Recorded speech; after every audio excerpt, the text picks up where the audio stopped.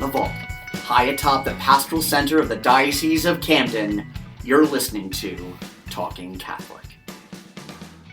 Hello and welcome to another episode of Talking Catholic. My name is Kari and Janisse, and I'm happy to be here with my co-host and friend, good friend, Mike Walsh.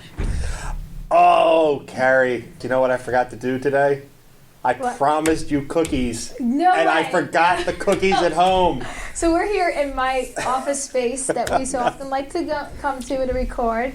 I enjoy it because it's close to my house and close to yours too, Mike. Yeah. And I was actually looking around the room when we came in. I was like, I don't see a bag of cookies with Mike. So I haven't seen Kari since before Christmas, and Kari knows that I'm a baker, and I promised her because, as I think we've mentioned on a previous podcast, Kari avoids gluten as part of her diet. So I made her my two kinds, actually. I even made another batch for her of my chocolate French macaroons and my red velvet macaroons. And I'm salivating over here. I was so kind of frazzled because we're also recording this later than we usually do it. We're actually recording at 9:30 at night. I completely forgot to bring the cookies, and I'm so sorry. It's okay. They're in my refrigerator. They will keep, but it just gives me a reason to. For 2 weeks at this point. I know, it gives me a reason to come back. Though. All right, so we'll record another podcast this week. Yeah.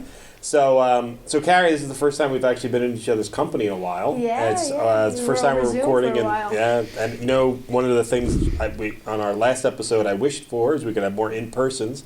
So we're actually together here in your lair at the bottom of Our Lady of Peace Parish. So I'm very excited about it. Lair, but Oh, it's a lair. I've been here a lot now. The space, which doesn't get used to often because of that 10-person limit. I'm sure we'll get into that because our young adult meetings and such have changed. Everybody's meetings and life has changed because of this, we know.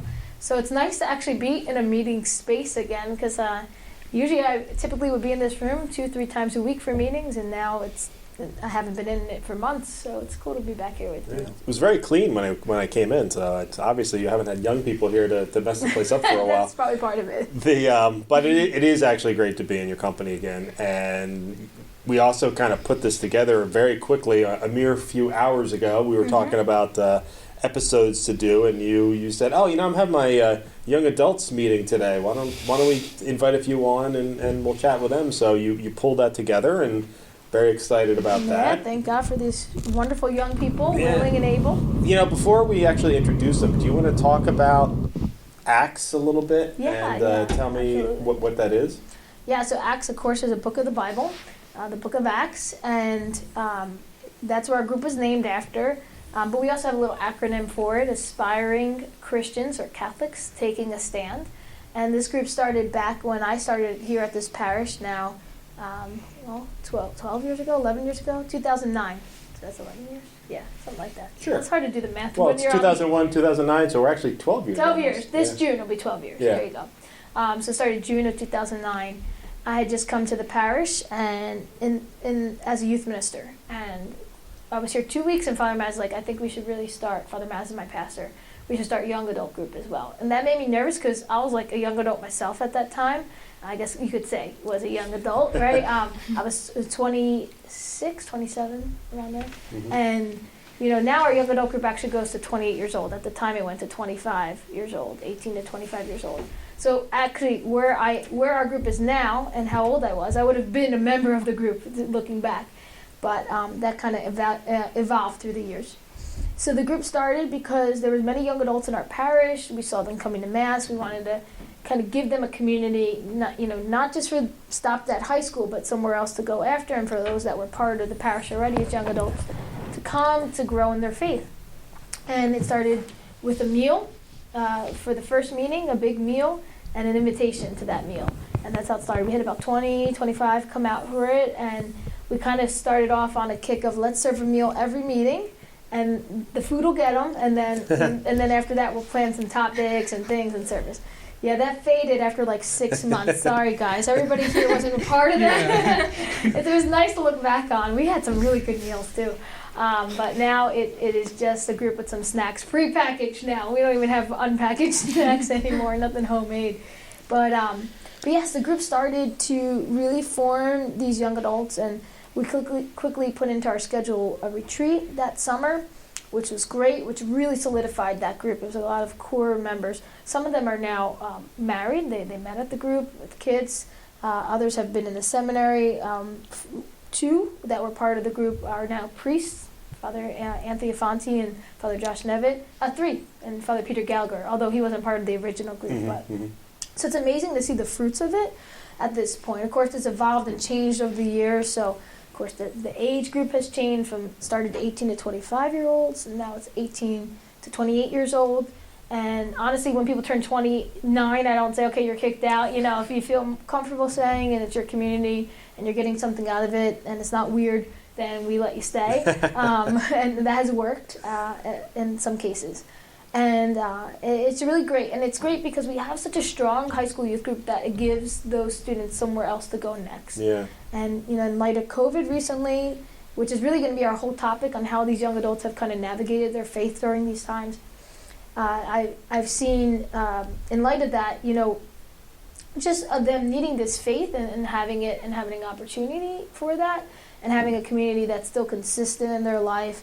And so, you know, it's really just been a great place for these young adults to find their faith. Oh, I know what I was going to say. It gives them also a place to plug into because in light of COVID, there hasn't been many people going back to college. They've been all remote. Right. So we've had even more students be able to have or young adults have an opportunity to connect into their faith because now they're home. There's no other community because it's all online. Yeah. So at least they have something. So that has been a great aspect of it too. But we're going to get into all of that, of course. You know, before we get too far along, I also want to bring up the fact that, you know, young adults are often, in a lot of ways, they're sort of an at-risk group. From a Catholic perspective, you know, that age group is where we find the drop off. The drop off. Most of the people we talk about, you know, the rampant creation of the nuns, NONES, people with no affiliation of any kind, who choose just to leave the church, and a lot of that, you know, we've had our good friend Jose Rodriguez, who's the the director of youth and young adult in the diocese and campus ministry. And you know, in conversations with him, he always says it could because young people aren't made to feel a part of the church. Like you get out of grade school, high school, and you're sort of left to your own devices, and you're not. It's hard to really interact with the traditional church, who are usually much older people, and you. Unlike you, who I'm sure other places actually kick them out when they're of age. You know, I think that lack of sense of community and the fact that there are just so many things coming at people that age that, you know, you talked about how they need to be grounded or be offered a place where they feel grounded. You know, so these kinds of opportunities really need to exist in every parish across the world. A couple episodes ago, we had on Rebecca and Allie talking about Newman Centers, and they offer it great on the college campus, but, you know, needing it also back at the parish level.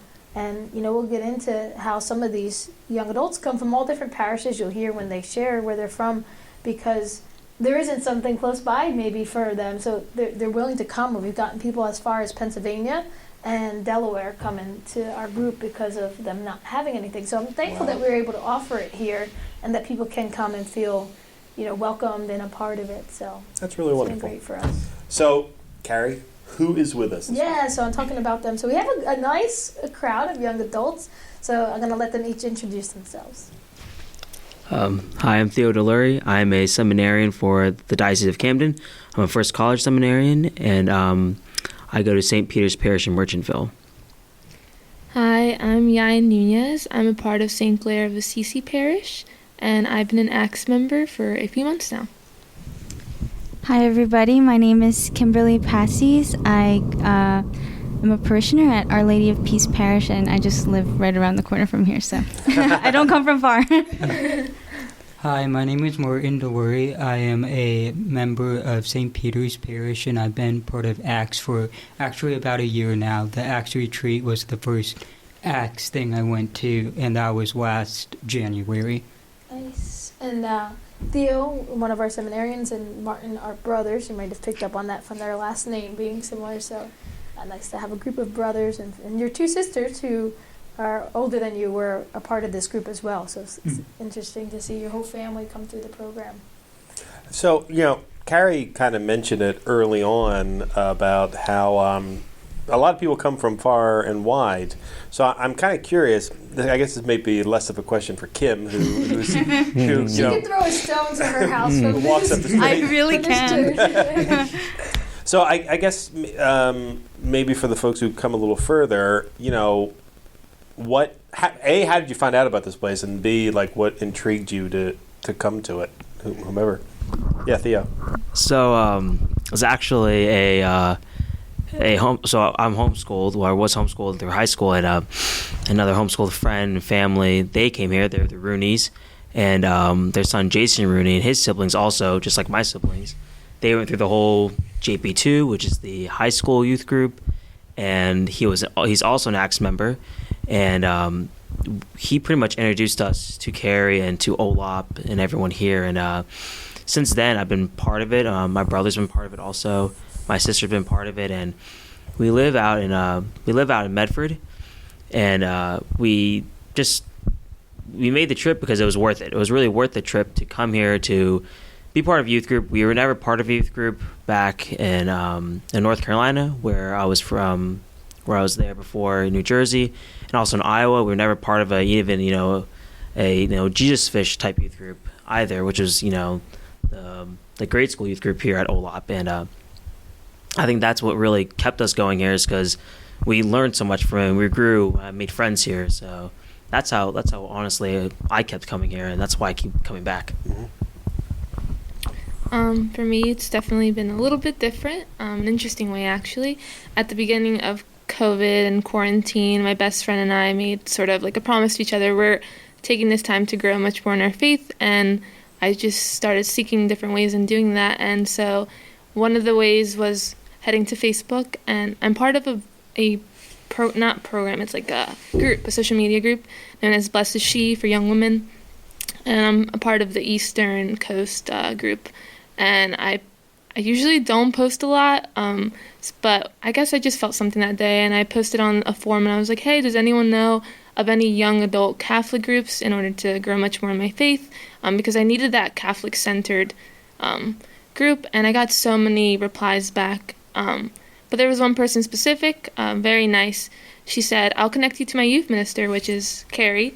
And I was like, okay, and she connected me, and it was just so welcoming and caring, and I just, I felt good. So I headed to ACTS that night. It was back in October. It was a holy hour, just like we had tonight. And everyone was just so welcoming and with open arms. And I just felt that, I felt God's love. And I've been coming consistently ever since. So I'm very blessed to grow in my faith here. And the rest is history. It's wonderful to hear.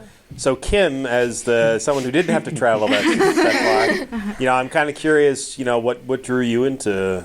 Was this you sort of were advancing in age and you went up through the groups, or did you search out ACTS sort of independently? Yeah, no. I actually started in high school as well in the JP2 youth group. As I was entering RCIT, getting my sacraments for confirmation. And that's where Kari got me hooked into the youth group life. And I was one of the young people that kind of grew up with youth group and grew up into ACTS, kind of graduating from high school to college life and still being a part of ACTS. So I didn't really have to look too far. It was always here for me.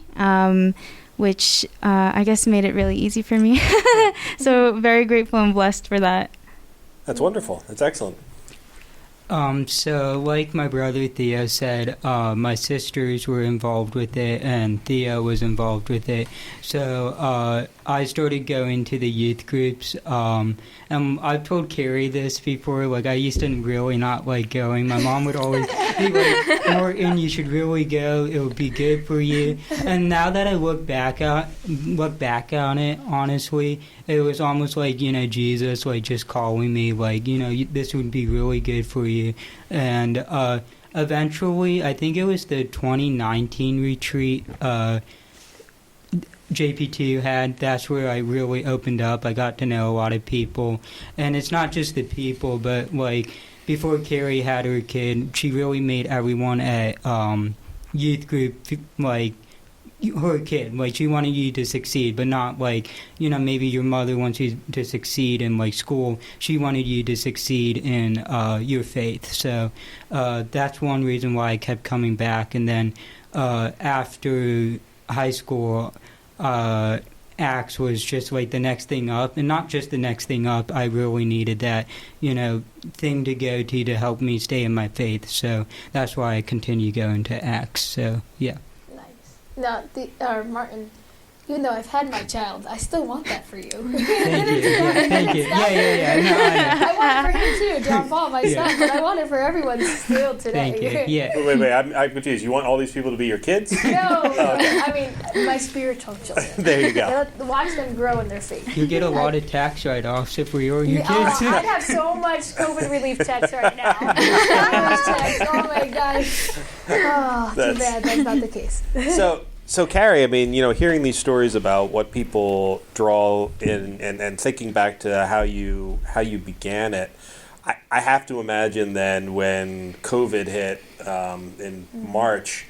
Now, anyone who's listened to prior podcasts knows that you're the hardest working person in the diocese, and thank you. a consummate hustler, and I use that word in the best way. That you hustle at everything. You're the you know, Energizer Bunny when it comes to stuff like that. But you know, what were your fears and what were your motivations for keeping everything going when everything shut down? Yeah, that I look back on that time and I pray, please God, don't ever let it happen again. And we've been able to navigate it well, to not, you know, to stay within restriction limits and still keep going at this point in person. But when the shutdown happened and we had to go remote, you know, as for everybody, it was a lot of questions. How are we going to make this happen? How are we going to make this work? I had never done, I did like 1 or 2 Zooms with our friend Donna Taviano Britt. Of course. I didn't know what the word Zoom meant before that, other than a TV show from like the 90s or something. But then I finally, you know, all right, there's ways that we can make this work on here and things we could do. It was not the best, I will say. There are young adults and even youth group members who just, they don't like it on remotely. They just rather be in person and they won't do it all together. And then there's others that were very consistent, and then there's others that were here and there, and then there was others that just came on out of the blue when we would have our meetings. But my key and my motivation with all of our ministries, young adults included, was to keep it consistent. So we met Monday nights 7 to 9 in person pre-COVID, pre-March, and we continued to meet Monday nights 7 to 9 on Zoom. The first week the pandemic hit, we moved to Zoom, and that was it. There was no like, this meeting's canceled, we're not gonna have it. We just moved everything over. We set up regular meetings, and we kind of tied in the aspects that we would have at a meeting as much as we could on Zoom. So our meetings always start with the rosary. So we would pray the rosary together and have each person lead a decade, different people from the group. So it was able to make it work to, you know, to a certain degree, as everything with COVID in light of it. You know, wasn't the same, but it made it work and kept it going. My fears were, how many we're going to lose? Are we going to lose anybody? But actually, the thing that COVID did for us, you know, kind of going past the lockdown into June, then when the restrictions were lifted and we were able to meet in person, it actually grew our group stronger. We came back with many more young adults than ever. People inviting people that were, you know, just craving community. Yeah. Of course, at that point, college and everything was out, so they weren't going back to their schools at that point. They had a good 3 months of summer, and our group was actually one of the strongest points I've ever seen it back in June through the summer. And it, you know, continues to be strong in different ways. You know, that has changed a little bit, but I think overall it did a lot of good for our group. And a lot of, you know, when you don't have something and then you have it again, you're like, wow, I'm really thankful for this. How long are your Zoom meetings? I mean, the ACTS meetings in general? Usually 2 hours, 7 to 9 time frame. Sometimes it goes a little bit over with the conversation or discussion. And then often afterwards, people hang out till about 10 o'clock, just talking, chatting. When our meetings were outside, especially people hanging out in the parking lot, we would have a bonfire a lot of times with our outdoor meetings. So having the meetings, you know, be outside, it allowed for more people to hang out as long as they wanted. Because I could be like, all right, guys, I'm leaving. I don't have to lock anything up. I'll see you later. And people would still be in the parking lot talking. But when they're indoor meetings, you know, I'm like, all right, I'm locking up, guys. I'm shutting the lights. You know, that's usually about 10 o'clock. But 7 to 9 is the time frame for the meeting time. Which is why it's currently 9:50 and we're Yeah. having a podcast, so that's awfully kind of you. Yeah, and Mike's like, when I asked you about this, are they going to want to stay? Yeah, they're young adults. They're up late. Like, they don't care. Well, now I'm even more amazed when I find out just how far they're coming from. I mean, Yeah. that's amazing that you have so many people coming from so far away to be a part of this. I absolutely love it. I think Yeah, it's there's one of the girls wanted to stay for this too. She's from Mount Laurel. That's even a little further. Really? You know, but she has to work in the morning, so she couldn't make it. Well, I'm glad that we have these guys here. Yeah. Me So, Theo, you talked about how you wanted to keep your faith sort of a central part of your life, and that's why the acts sort of worked for you. But like when you come here, like when you walk through the door, what is it that you first think when you see everybody again? It definitely, first thing that comes to mind is just friendship and just being able to see familiar faces. I know during the summer when we didn't have it, I hate to say this, I was one of the people that just didn't do the Zoom thing. I didn't like it. I didn't prefer it at the time. And I admit it was a part of my time, my faith, where I was very much like, this is a hard thing to keep up. This is a hard thing to practice right now, even though I need it. Like, this is the time where you need it the most. But Acts was that thing that I could speak my voice, I could give my opinion, I could pray with community. And so being able to come back to that was great. I saw familiar faces. I was able to hear from those friends I hadn't seen for so long, and also hear that they are going through the same thing I was going through. Yes, it's kind of given that we're all going through, the same thing, but to really hear that from someone, to hear that from a friend was a lot better. So when I come back, especially on these breaks from the seminary, it's great to this is probably like the second, third time I've been back, to Acts since the break. So it was great to, get as much as I can in, and just to see new faces and familiar faces, honestly. I think that's a great indictment of how great Acts is the fact that a seminarian who spends all of his time in seminary focused on his faith comes back to this when he has the opportunity. Yeah, we've had, actually, the seminarians are great because they'll start talking about it to their other brother seminarians and start bringing them. That's how many of them came to our group. I think Peter actually would be one of them Father Peter, because of Father Josh Nevitt inviting him, and a few others. We have a couple of seminarians from our parish here that have invited their brother seminarians.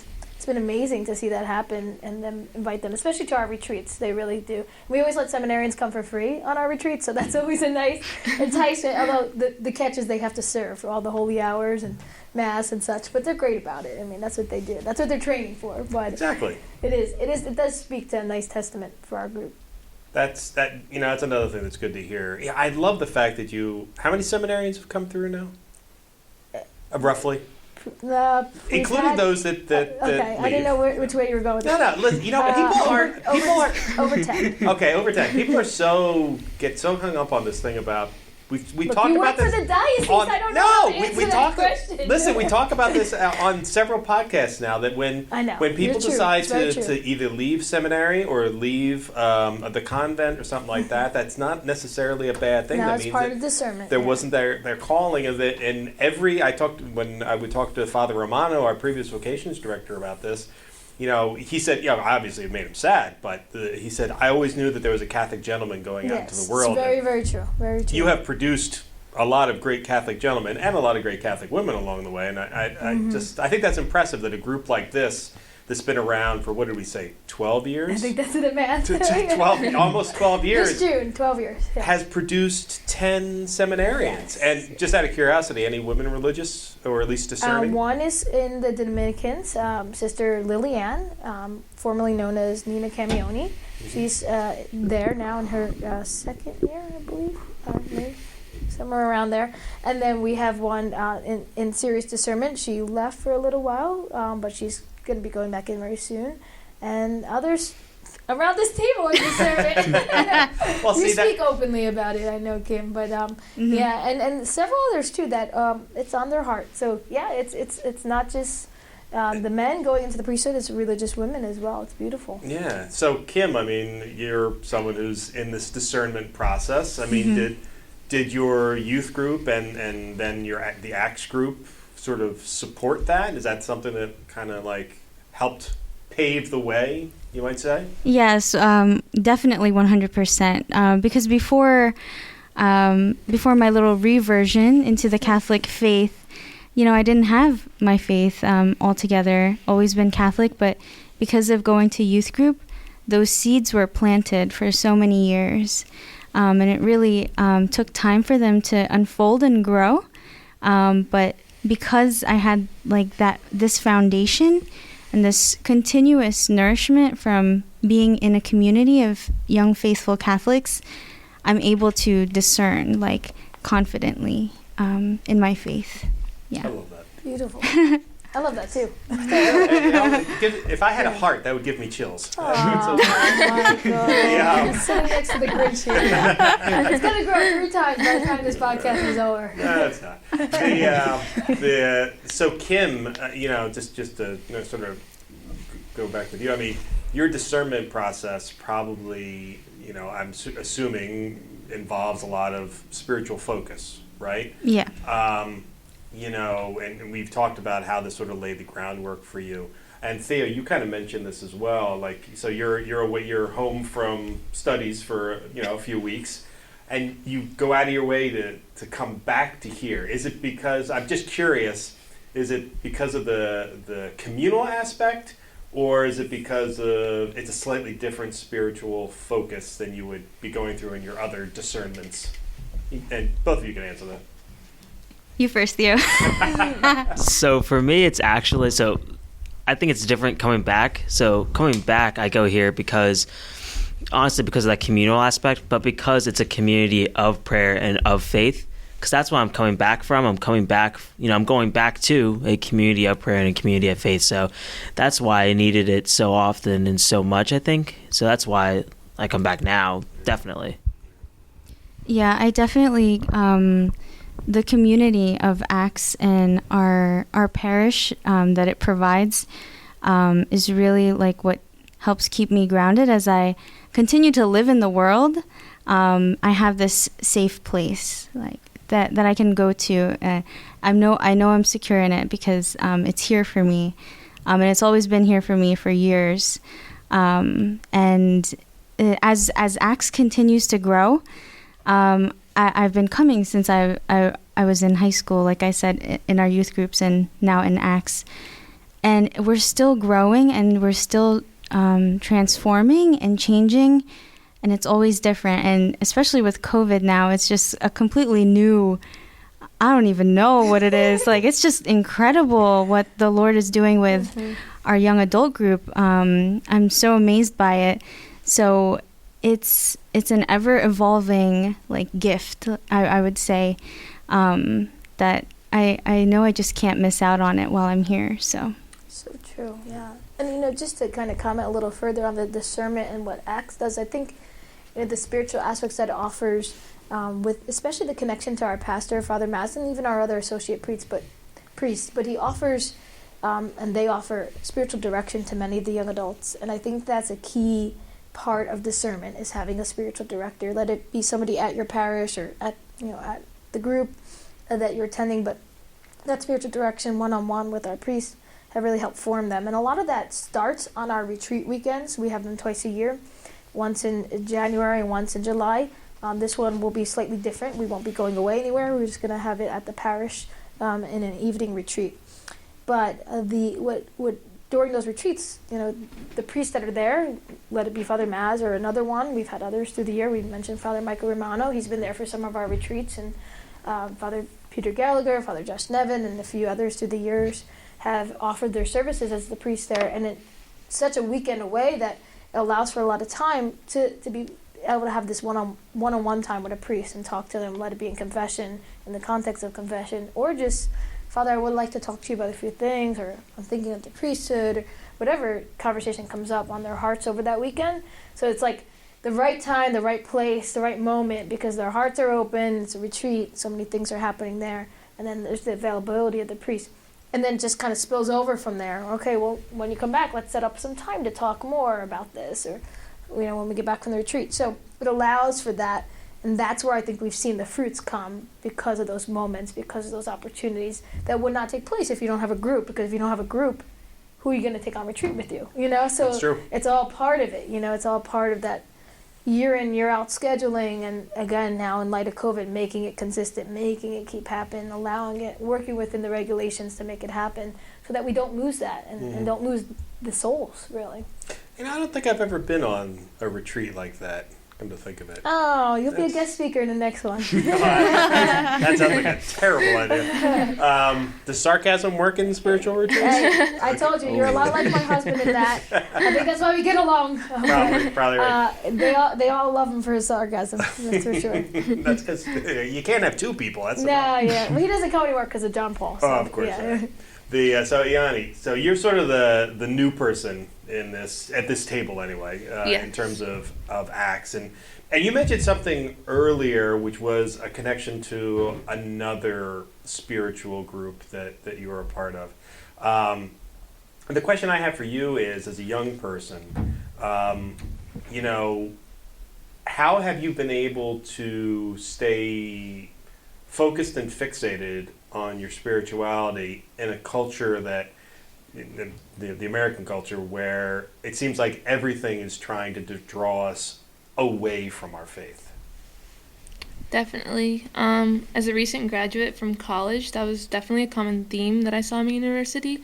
It was very hard to come across individuals that were definitely rooted in their faith, or, you know, to be so open about it. And that's what I appreciate about Acts so much, that you come into the room and you talk about God's love, and it's a normality as it should be. You know, but in this world today, sometimes that's not the feeling that you get from others. In terms of my faith, how I stay rooted in Christ, from coming to Acts, and just being more vocal about God's love. I feel like that's helped me so much. And the more I speak about His love and, you know, the Blessed Virgin Mary, those things keep me always fixated on Him, and always remind myself of all the things that He's done for me, despite the life we've had this past year and the world that we live in today. You know, just keep those reminders to myself and keep praying, and pray without ceasing, definitely. Wow. See, I like that. See, The heart is growing. No. But this is what's so frustrating about being a friend of Kari's, is that not only is she like that, but she draws these other people into her web that are very similar. So, you know, I know we've talked a lot about the sort of the essence of Acts and stuff like that. Now, I'm going to ask you to pretend that Kari's not here listening to you right now. In terms of having a leader, like, who can find, like, so what is it about what Kari does that has been, do you think it makes Acts different than maybe something else you've been a part of in the past? You know? See, nobody wants to answer. We're good. Moving on. Well, no, it's important though, because, you know, I think a lot of times we put together. Fine, then I'll say it myself then. I think a lot of times we talk about how there are these programs you can do, thinking that the program will do the job, but the reality is the program has to be led by people who really embrace it and then can really communicate it. And that's why I think Kari deserves a lot of credit, not just for being an Energizer Bunny in terms of everything she does, but also the fact that something about what she's doing seems to really resonate with a lot of people. I mean, 10 seminarians and three women religious, people discerning women, life as a woman religious. I mean, that's no small thing. I'm not sure that I'm aware of anything like that in any of my past groups. So more specifically then, and please feel free to embarrass Kari, Kim, is there anything about what Kari does that particularly resonates with young people? Yeah, I definitely know the answer to this.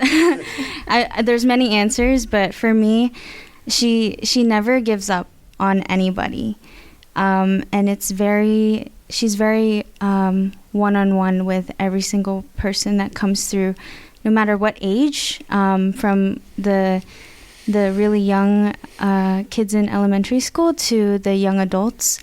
I've been to faithful programs that are, they'll help you grow in your faith and whatnot. But they're programs, and they feel like programs. Everyone's kind of on the same level, and all the people that lead it are helping everyone kind of on the same level. But Kari really, I feel like she caters to every single person that she meets, because we're all in different walks of life, especially the young adults. And she just never gives up on them. On a very personal level, and also just sending out reminders and texts. She is a workhorse, and that really it brings people in. You just can't say no to that. you see the hard work, and I myself personally have been touched by Kari in my life, and a lot of people have been. I think all the young adults in this room can agree to that. And it's just so special. You're special. You feel special. Because of the gift that she has, and you don't see that everywhere. Yeah. Oh, thank you, Kim. You're welcome. That means a lot. You're welcome, boss. Those type of people that you meet and you feel like you've known them your whole life. That's the type of person that Kari is, and I actually met her just probably 3 months ago. I want to say, Kari. Yeah. And one of my favorite things to say always is to live your life in a way that God's love shines through you, and that's definitely Kari. I bet, if a random stranger sees Kari out in public, they're like, wow, that's God right there. And she's just so welcoming, and I don't think she knows how much it means to me to be a part of Acts. So, thank you, Kari. Thank you. It's been so great having you be a part of this group. No, I was going to say, in college we do discussion boards, and one of them was about how weight programs, these are just programs and people just follow them, but after a couple months they just follow that same thing. How it relates to what Kari does is she doesn't follow the program, she switches it up, and I think that's how she gets a strong group, is because she's not doing the same thing every week.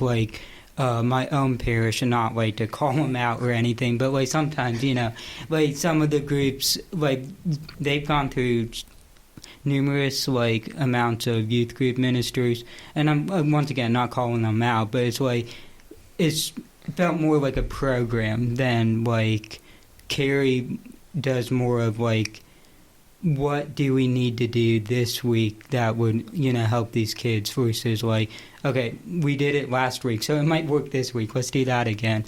And like Kim said, I think Kari really makes it feel you're individual. If I knew if I brought 10 new kids, she would meet every single one of them and make them feel welcome. That's the type of person Kari is. So, yeah. Thank you, Martin. That's beautiful. This is not changing my opinion of this. I'm telling you right now. But Kari, so just how long did it take you to cultivate this perfection of yours in terms of, I'd say, so to the listeners, I'm taking a couple of digs at Kari, but the truth of the matter is I've worked with a lot of parishes throughout the diocese and the region for that matter, and the thing that troubles me is that oftentimes I run across, not oftentimes, but there have been times when I've run across youth ministers who kind of look at their job as a job, and I think that does a disservice to the young people who are their charges. So Kari, how are you capable of avoiding the job and having this be something more than that? Well, I think the first and foremost thing is that I never looked at it as a job, and probably God helped that along the way, because I always had a second job as in my business and my other talents lying there, so I always looked at that as the job, and then this is my vocation. And it's nice to get a paycheck, it's nice to have a steady income from it, and also health insurance and all those things are great, they're needed in life, but it's a vocation, and that's the way I looked at it always from day one. And I think that's because it definitely was a calling, because I never went to college for it. I didn't study theology. I wish I did, but I think in many ways the different programs and things I've been a part of have helped me really form my theology very grounded in solid Catholic teaching. So I don't worry too much about that, but it's nice, it would have been nice to have a degree on paper, but that's not the route God called me to. And he called me to be here in this part of my life over the last, I've been a youth minister now 14 years, but 12 years here at this parish. And I think that's the first thing. The second thing is just doing what God asks you to do. And if that means changing a program because the world has changed since March, then that means doing that. If that means changing something because the young people are asking you to do that, I just said tonight to our group, we didn't always start our young adult group acts with the rosary. That started about 10 years ago now, but it's because a young adult said, we should pray the rosary at the beginning of every group. And I said, you know what, we should. And hearing the voices and then listening and then acting upon it, Martin touched on that a lot, I think. And that makes it not only their own, but also, as you're going with the Spirit, you're going with the Holy Spirit, you're going with God's, kind of the way He's steering it. He's steering your boat, and you're kind of just like, all right, I'm going to follow the course of this wind now because it's taking me this way or that way. And I would also, be remiss if I didn't mention that the biggest, captain behind our ship is not really me, but our pastor, Father Matt, who has wholeheartedly supported it, and from day one has asked for it. He said, I think we should start a young adult group. It came from him, and he really supports it, being present at it, giving it the funding needed, because that's always a big holdup in parishes. Even having a youth minister full-time, I think changes it from a part-time position to full-time, really changes the way people are able to kind of go all in. And me being full-time from day one has been a big part of that, to be able to go all in. And it was always for many years of my ministry, it was always, as Martin mentioned, they were all my kids and I didn't have any of my own, and so I could dedicate everything to it. And then once my son came along, I was like, how is this going to change the dynamic? But honestly, it really hasn't. God has allowed even more ways to bring joy through him. He's been on many of the retreats as a baby. There's pictures of him, with all the kids holding him and everything else. And now even, just people asking about him and, having relationship, with my family and my husband as well. It's become like a family vocation for us too. Even the fact, and I know, Mike, you go through this too, but that we are here 10 o'clock on a Monday night, and it's like our spouses are at home, but my husband has learned flexibility with that, as I'm sure Jennifer has too for you, and it's been, a blessing in our marriage to be able to have that flexibility in our marriage and know, this is what you're called to do right now, because it's a good service to the church, and I respect that, and I obviously understand that, as my husband would and does. So, and finding that balance in that too, when he says, no, I need you home tonight, you can't do it, and doing that too. So I think that's all really part of it, and it just has come together so beautifully here. And I always say this, just about 1 year ago now was my first Talking Catholic Youth Ministry Insights episode, which you can find on the Talking Catholic YouTube, with the many other great episodes and series. But I really focus on youth ministry in my series. In the very first episode, I said, you can't give what you don't have. So if you don't have a prayer life yourself, if you aren't into your faith yourself, if you aren't frequenting the sacraments yourself, you aren't going to be able to give that joy to other people. And one of my favorite saints is Mother Teresa, and she really reflects on this often, about your prayer life first and then your work second, and it follows in that way. And I notice in my own life, if my prayer life's off, my work, my way to minister to others is off too. So I always try to keep that in check. And those are just the ways that God has used all of this to make it beautiful and fruitful. And if something is good by its fruits, and if the fruits are good, seminarians and great holy married couples and just people on fire and young people on fire in their faith coming to church, then it's a good thing, and we keep it going, COVID or not. Well, that I agree with completely. As we're talking about, we have several young people here, and it got me to thinking while you were talking. You're talking about fixating on your prayer life first, your spiritual life first. Just out of curiosity, as part of your daily lives, we'll go around the table on this. So Theo, you and Kim are in slightly different areas since you're both discerning, but what do you do in your daily life to focus on your spirituality? So a lot of what we do, I guess I'll say first as a seminarian, just like what we do there at the seminary is we do a lot of the Liturgy of the Hours, which is in the breviary. We do a lot of different hours of the day, which consists of psalms and consists of chanting. Nothing like the monastery or anything like that, but it's something that a priest does and he's required to do. And I do my best to do morning prayer and night prayer and evening prayer and night prayer. And it's honestly a great way that I like starting my day, ending my day with God. Another thing that I do, and also my brother probably hit on it also, is that we pray the family rosary quite a bit, at least once every night. I mean, every night we just try to do it. I know my parents are very big in it, and if, say, I go to bed for whatever reason, they will always, I know my mom will always get that rosary in, and she always offers it for our family. And so that's something that I do every day. I try to go to Mass if I can, 'cause that's also something we do in the seminary. You know, we go to Mass every morning.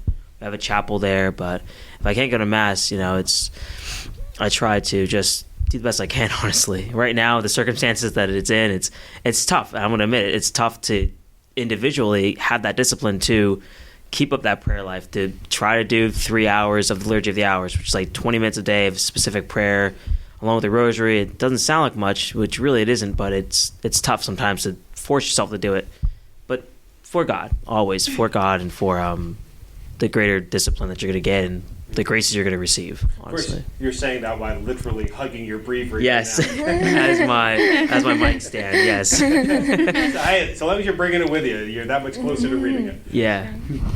For me, throughout the week, definitely going to Mass as much as I can, not only on Sundays. Also constant meditation every day. Something I've been working on lately is silent meditation, which is something very brand new to me, but it's something that has really opened up my spiritual life in a different way. I also pray the rosary every day with my little sister. It's something that's definitely helped us both stay connected and rooted to our faith, but also give that appreciation to Mary, which I think is so important. And also I try to connect with friends and family and tell them, like, hey, you want to pray the rosary with me? And if they're open to it, I actually connected with Theo not too long ago, a few weeks ago, and we prayed the rosary together, which I think is awesome. But yeah, always trying to keep my eyes fixated on him. Excellent. For me, since I am discerning religious life, it's really been so important for me to stay close to the sacraments. So I really make it a priority to go to daily Mass, and I'm able to, so I go. And also making a daily holy hour. Thank God our chapel is always open. It was just such a gift. I know not all parishes have that, so I'm able to go there and be with Jesus face to face every day. I make it a priority. Definitely those two things, and also praying the rosary every day.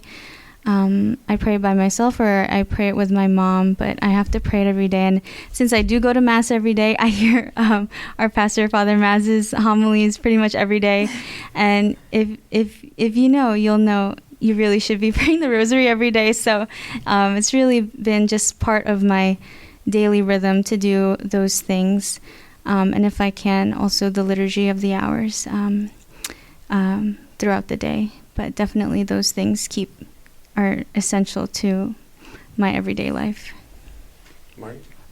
Mine would be probably like right when I get up. I mean, this I would just start praying my Hail Marys for certain people. Like Father Maz carries actually in my Hail Marys too. Thank you. Yeah, but and then I used to, and I say used to because I think right when the pandemic hit, I didn't read the Bible as much. I don't really know why. It might be because I was already in my room a lot because of the pandemic.